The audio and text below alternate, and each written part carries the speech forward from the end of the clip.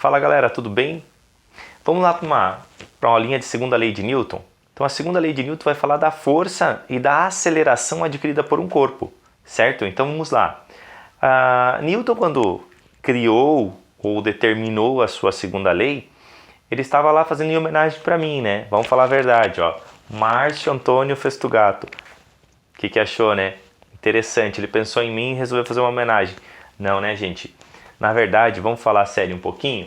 Força resultante é igual a massa vezes aceleração. Essa foi a ideia de Newton.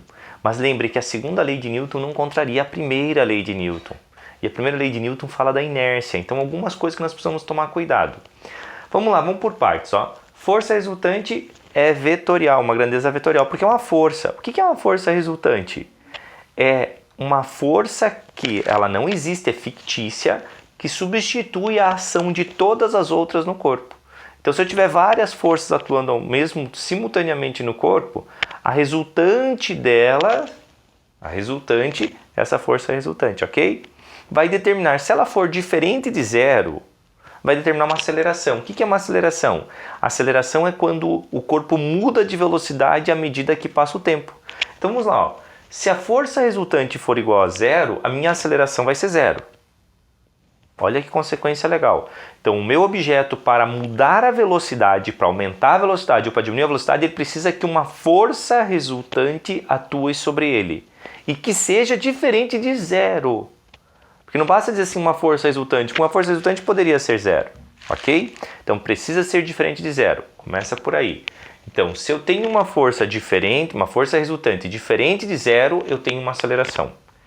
E ambas são vetoriais. Por quê? Porque a aceleração depende da força. Então, se depende da força, algumas coisas nós vamos interpretar depois. Coloquei aqui força resultante, no SI é dada em Newton, a massa no SI dada em quilograma e a aceleração no SI metro por segundo ao quadrado.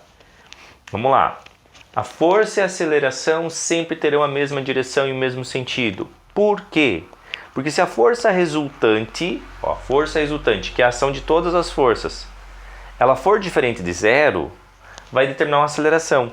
E essa aceleração pode fazer o módulo da velocidade aumentar, ou melhor dizendo, vai medir o aumento da velocidade, ou vai diminuir, ou a diminuição da velocidade. Porque é a força quem faz o objeto aumentar ou diminuir a velocidade. Então a aceleração está condicionada, a direção e o sentido da aceleração está condicionada à direção e o sentido da força. Sempre vai ser assim. Entendido? Se eu tenho uma força apontando para lá, eu vou ter uma força resultante apontando para lá, eu vou ter uma aceleração também para lá. O que significa isso? Que se meu objeto já estava indo para lá, então ele vai aumentar a velocidade. Agora, se meu objeto estava vindo para cá, mas ele tem, veja bem, uma força para lá, uma força resultante, ele vai diminuir a velocidade. Então, minha aceleração também é contrária ao vetor velocidade, mas é exatamente com a mesma direção e o mesmo sentido do vetor força, ok? Porque a aceleração mede a variação da velocidade. A força causa a variação na velocidade. Certo, gente? Fica ligado aí. A força e a aceleração são diretamente proporcionais. Se a minha força, aqui quando eu falo força, é força resultante, tá, gente? Ó, quando a força resultante for grande, a minha aceleração também é grande, se eu não mudar a massa. Então, dois corpos com massas iguais. Eu tenho uma força maior, eu vou ter uma aceleração maior, ok? Dois corpos com massas iguais. Tenho força pequena, eu tenho aceleração pequena. A massa e a aceleração são inversamente proporcionais. O que a gente entende aqui? Vamos imaginar, na primeira lei de Newton nós temos a inércia. Quanto maior a massa do corpo, maior a inércia dele. O que é mais fácil de acelerar? Uma bicicleta ou um caminhão? É mais fácil de aumentar a velocidade da bicicleta, aplicando a mesma força. Por quê? Porque a massa é menor. Então, se eu ter uma força resultante, se eu tiver uma força resultante igual em dois objetos, o que tiver menor massa passa a ter maior aceleração. O que tiver maior massa tem menor aceleração. Por quê? Porque a massa e a aceleração são inversamente proporcionais. Se você brincar com a fórmula, brincar no modo de dizer, né?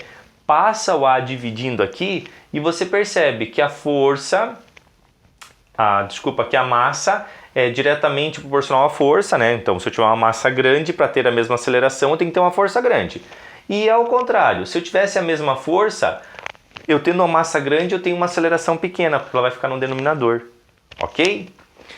A segunda lei de Newton também, ó, ela é válida para qualquer movimento. Então não importa se o movimento é retilíneo ou é curvilíneo. A segunda lei de Newton é válida para qualquer tipo de movimento. Se ele for retilíneo ou se ele for curvilíneo.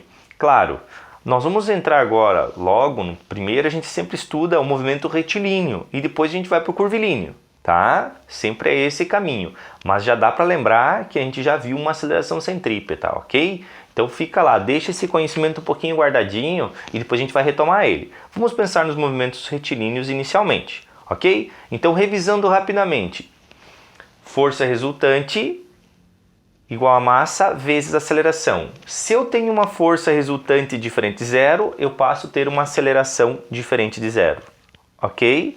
Sempre vão ter a mesma direção e o mesmo sentido, são diretamente proporcionais. A aceleração é inversamente proporcional à massa, ok? E é válido para qualquer tipo de movimento. Certo, gente? Até a próxima!